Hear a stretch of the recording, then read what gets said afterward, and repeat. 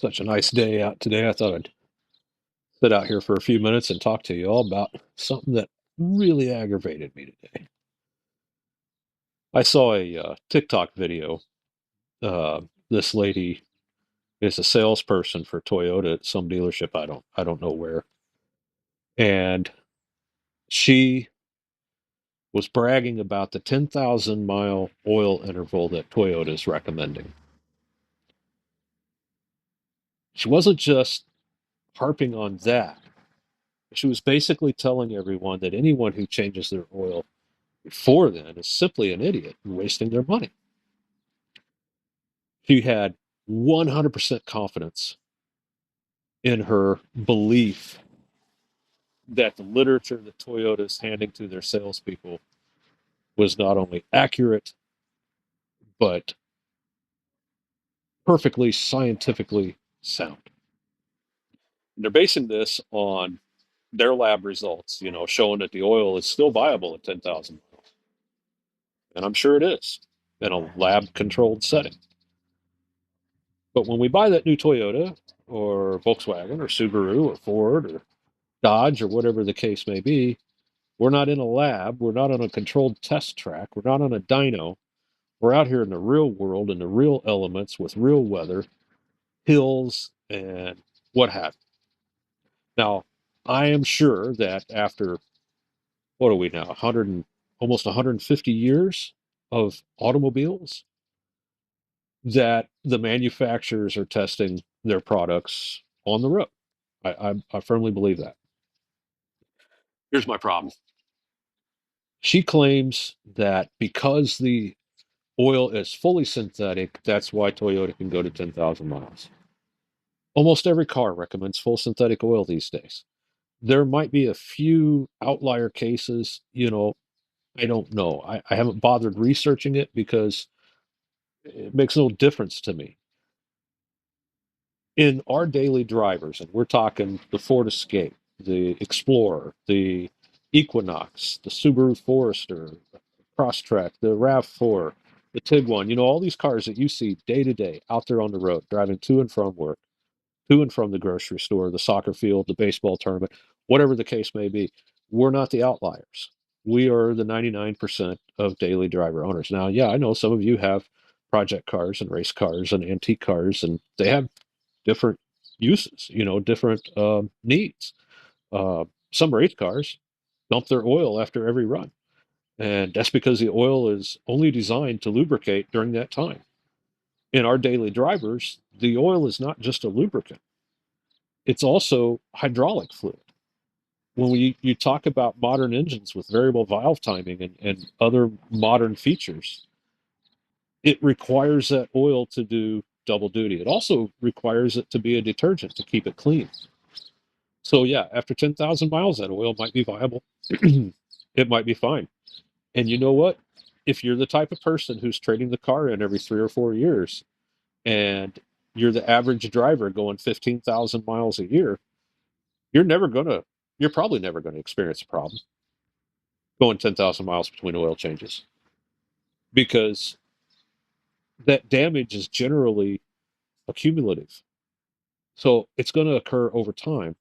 Now, what happens is if you trade in that car, it's perfectly fine. Say it's got 50,000 miles on it. The next person that comes along and purchases that car is getting a car that has a shortened lifespan. And that's not because the oil isn't viable at 10,000 miles, or according to her, we have modern filters and modern engines which can go longer. Here's what it amounts to: you change the oil before it fails, not after. So the oil isn't completely failed at 10,000 miles. It might not be completely failed at 20,000 miles. When you look at the filters, they say 20, 25,000 on the filter, which is just insane. Now, she was even going so far as to poo poo and make fun of the Toyota and Lexus master technicians who were commenting on her post. They're supposed to be on the same team. And even they're saying the guidance from Toyota is not correct. You shouldn't be doing this. Other manufacturers do it too, and they're incorrect. Volkswagen is famous for their 10,000 mile interval, and it's not correct. BMW, more than 10,000.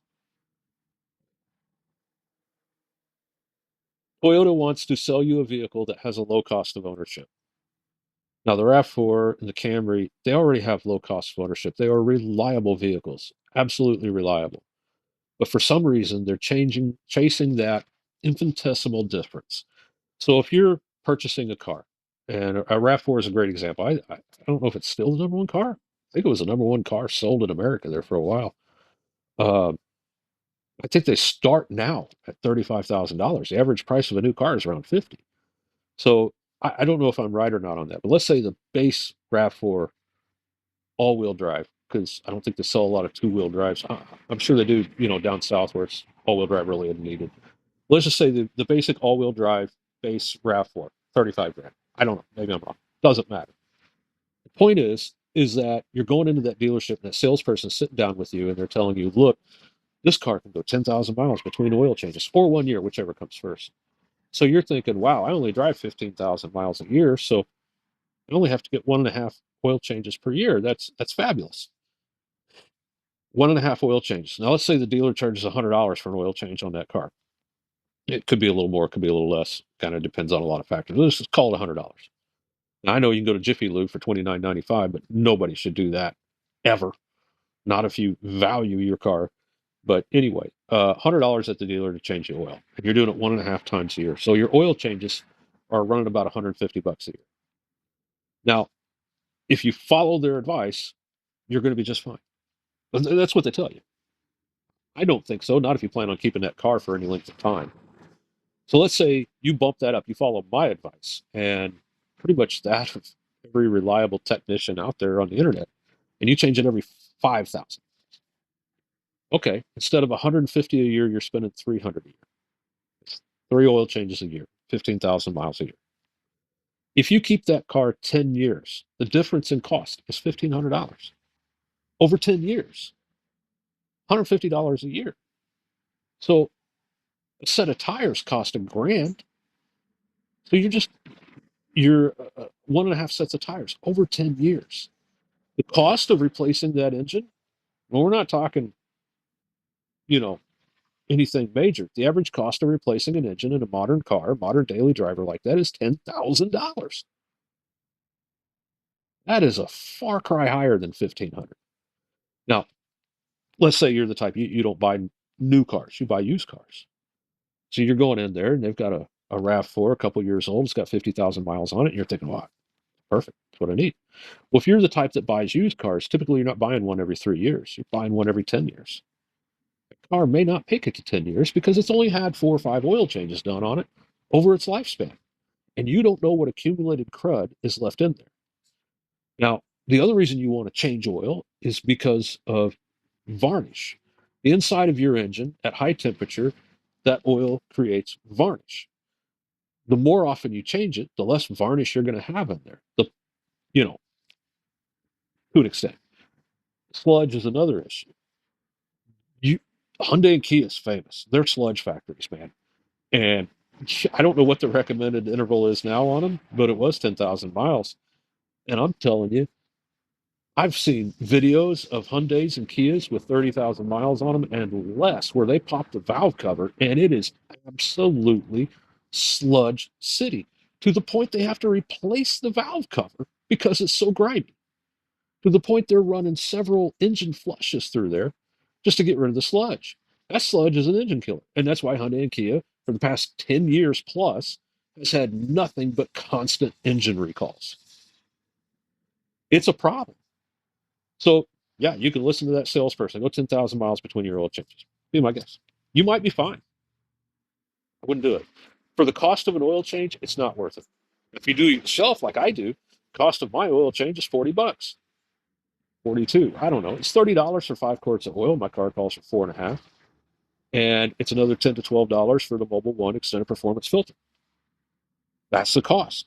So if I do it twice a year, I'm at, $80. If I do it 3 times a year, now I drive 20 to 25,000 miles a year. So even at 5 times a year, I'm at a little over 200, between 200 and 250.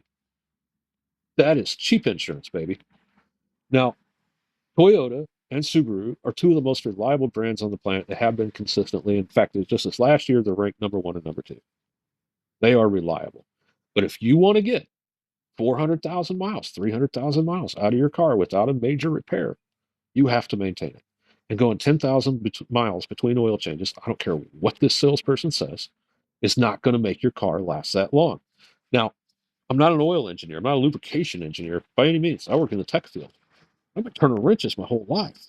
And I can read reports and I can look at analysis and understand what's going on. And on the face of that analysis, it says the oil's still viable. Of course it is, until you start looking through the details. The biggest one is when oil shears out of grade. Now, what does that mean? Well, Toyota has three main oils they use now: 020, 016, and 08. When you look at that 08 oil, man, it looks like water. It is really thin.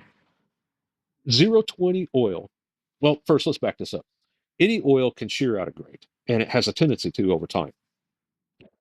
Typically, according to the Motor Oil Geek, the wider the number between before the W and after, the higher propensity to shear out of grade. Okay. Now, that doesn't mean it's going to shear way out of grade. It just means it's more likely to shear somewhat out of grade. However, in his same analysis in his video, the 020 not only sheared out of grade, it sheared way out of grade. Now we're talking going from a 020 oil to a 016 or maybe even a 08. You could, there's not enough data in his video, but you could extrapolate that the 530 very stable. If it does shear out of grade, it doesn't shear that far. The 520 still pretty good, not as good as the 530. The 020 went way off the charts. So if we keep going, 016 may go further and 08 even further. Now you're already starting out with 0W8 oil. And if it's going to shear out of grade, and this can happen within 500 to 1,000 miles to 3,000 miles, it just depends on the conditions, right? But if it is going to shear that far out of grade, imagine starting with a 0W8, which is already close to water, and it shears down to a 0W4. If you're running that in that engine for 10,000 miles, you're going to lose hydraulic pressure as that viscosity lowers, right? It's the same reason big equipment uses hydraulic oil with the high viscosity. Some of them use vegetable oil depending on the site and circumstances. If you look at your vegetable oil compared to motor oil, it's very different. That's one of the big risks. The other one is if you're that person that only drives 15,000 miles a year, chances are you don't run your car very often at high operating temperatures, say on the highway cruising at 75. You're driving a lot around town and you're not driving as much. So that oil is going to draw moisture out of the atmosphere. In addition to that, you're going to suffer from fuel dilution. So there is some fuel that gets into the oil as it goes through the engine and everything. With cars that don't drive as much or don't drive on the highway as much, that fuel dilution goes higher. And as that fuel dilution gets higher and as that moisture content gets higher, your oil can't do its job as well of lubricating, of cleaning, or providing the hydraulic pressure. So all of these things combine to make the engine run correctly. I get it. There's a lot of very high paid engineers that have spent a lot of time analyzing this and they're trying to eke out every little bit. But there is a line between what we know from physics and from basic understandings of mechanical engineering that says we are going too far. And when you talk about a 016 weight oil, which I believe the new RAV4 calls for, it might call for the 08 and the hybrid, I don't know. But when you're talking about an oil already that low on the viscosity chart and trying to push it to 10,000 miles, that gives me real pause for concern. When you look at the manual, sorry about that, when you look at the manual for that same vehicle, it could state that you could also run 530 if you're driving in harsh conditions. What's harsh conditions? We don't know. The manual for the same car in a different region. And I know, oh, it's different environment, different region. I live in southeast Missouri. We have ridiculously hot and humid summers and crazy cold winters. Yeah, we don't get to minus 30 and 40 like they do in Minnesota, but we get really cold and we get really hot. So we see it all. In addition to high humidity, we're kind of an extreme environment for testing things like oil. And when we look at other countries, say the Middle East, and that vehicle is calling for 5 or 1030, or in some cases 1040, well, there's things that we can extrapolate from that. In Mexico, the car is calling for 530. In Canada, it's calling for 020 or 016. In America, it's calling for 016. And usually Canada and the US are pretty close on that. But we can see that maybe there's a thing about America where they're suggesting this different oil uh, among similar cars in other countries. And that comes down to the CAFE standards. And this is the corporate average fuel economy. This is where all this comes from. This is why we wound up with 020 oil. And as a manufacturer, if you produce a million vehicles a year, and Toyota's well above that, but let's just say you produce a million vehicles a year, and you can show your average fuel economy is a quarter of a mile per gallon difference per vehicle. Multiply that by a million. Well, you can see the numbers add up very quickly, and their corporate average fuel economy goes up. And as it goes up, they get breaks, they get incentives for increasing that CAFE standard. So if we can get a quarter of a mile per gallon difference by going to a thinner oil and still manage to make the car run, then that's what we're going to do. We don't necessarily care if it goes past 100,000 miles. They're not going to tell you that black and white. But they don't have these same standards in the EU. They have different standards. They do have economy standards. In Japan, it's different. In South America, it's different. Africa, it's different. But here's where we're focused on the US. And we can see these CAFE standards are kind of playing havoc. So while I'm not telling you to use a different grade of oil than what your manual states, I am telling you to ignore the oil change intervals and keep it low. 3,000 miles is stupid. That's a waste of money. It is not 1985 anymore. It's just not. We're not using conventional oil on old underpowered V8s. Remember that big boat of a Jeep Wagoneer? That thing was huge. I remember my friend had one. It was great. We can get like 6 people in the back seat of that thing. And it had this humongous V8. I can't remember which one it was that was in it. The horsepower rating was like 200 horsepower. This thing weighed 7,000 pounds. It was a beast. Big engine. Got like 10 miles to the gallon. Only produced 200 horsepower. Cars have come a long way. A long way. And so is the oil. So have the oil filters. But still don't think with an aluminum engine in 2026 that you should be going 10,000 miles between oil changes. I also think you're wasting your money if you're going less than 5,000 miles between oil changes. I'm going to send in a sample actually next time I do an oil change to Speed Diagnostics. Now I'm about 2,300 miles or so away from that oil change and 100,000 mile service because I'm curious. I want to see what my engine looks like after its lifetime of 5,000 mile oil changes. And this will tell me.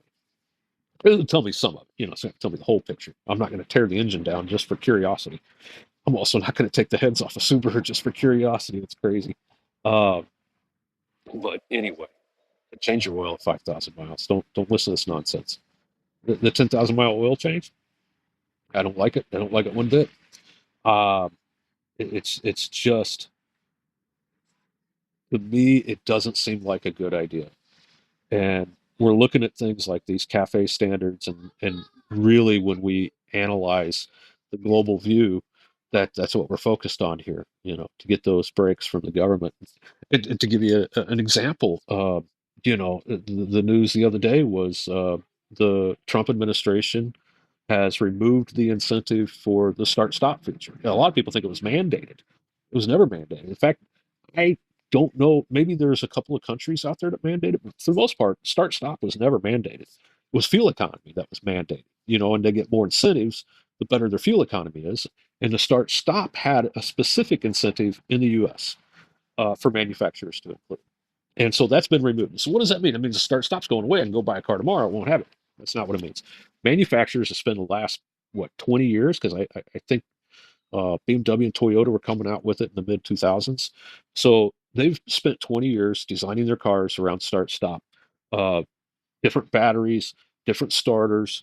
The whole system is different, different sensors, computer coding, and everything else. Because in order for the start stop to work, the cams have to be in a particular position, the crank has to be in a particular position, the voltage has to be in a particular percent, all these things. That's why your battery has a sensor on it now. If you look at one of the cables, it'll have a sensor attached to it. So all these things had to be perfect, even ambient temperature and cabin temperature, because start stop is no good if you're sitting in there sweating or freezing to death because the car decided to shut down. So you're not going to be able to go out and buy a car tomorrow that has start stop remove. They're not going to push software updates that disable it. They have designed their vehicles around it. It's too expensive to retool. It doesn't really cost them that much to put it in there now. And in addition to that, manufacturers don't change vehicle designs year to year. Great example, the 26 Subaru Outback is a whole new design. It's a whole new generation. They don't do that every 6 months. That new generation is going to be the standard for the next 5 or 6 years. They're not going to retool in the middle of that. It's too expensive. You got to change factories, you got to change processes, lines, everything else. And there's no incentive for it to do it because it still lowers their CAFE numbers, which means basically there's still an incentive in there for that. Even in the EU, they have numbers that they need to make incentives. It's not going anywhere anytime soon. Maybe in 5, 6, 10 years, it'll be an option. Would I get it if it were optional and it cost extra? No. Because for you and I, it doesn't really save that much. I've tested it. You know, my car, and I'm sure this is pretty close to the average. If I let my car idle, it burns about a half a gallon per hour, just idle. So when my start stop activates at the stoplight, I'm only there for maybe a moment, maybe a minute, maybe 2 minutes if I'm in the city. Who knows? But as I average it over a tank of gas, I have never once seen it go above a half a gallon because my car, it'll tell you how much fuel you're saving. I've never seen it go over a half a gallon per tank of fuel. That's it. 16 and a half gallons, what my tank holds. So you figure I fill it up at 14, 13, something like that. And even at a half a gallon, that's when I'm doing mostly in town driving. I do vast majority of highway miles. So typically it's around between a tenth and 2/10 of a gallon of fuel. So for you and I, that's not much. That's not much savings at all. Even over the life of the vehicle, it's a few dollars. So yeah, I wouldn't pay for it if it cost extra. If it's standard on the vehicle, I don't care. I don't turn mine off when I get in. I understand the engineering and the way it works. And like I said, I do mostly highway, so it doesn't activate as often as other people anyway. Uh, Even the Toyota starters, the older ones, the start stop, were rated for 100,000 cycles. I think it is. That's a lot. Uh, the starters are more robust. Your engine is not losing oil in a few seconds at the start stop, even a minute or two. Oil is clinging to the parts. It's called film. So really, there hasn't been any detrimental effects proven because of start stop, with the one exception being batteries. And that's where I wish they would change to a supercapacitor type system for this. It costs more, but if they were to put a supercapacitor in there, they would eliminate the wear and tear on the battery. And there are aftermarket options. I think Ansel just came out with one that I'm actually curious about trying out. But anyway, 5,000-mile oil changes. Don't lose any sleep over start stop, whether you have it or don't, whether you want to turn it off or not, doesn't really matter. It's not going to make any difference in the long run for you. So don't worry about it. Anyway, that's all I got. If you're investing $50,000 in a car or 100,000, let's think about an Escalade, 130,000. That's a couple $100 a year in oil changes to make it last. That's all I got.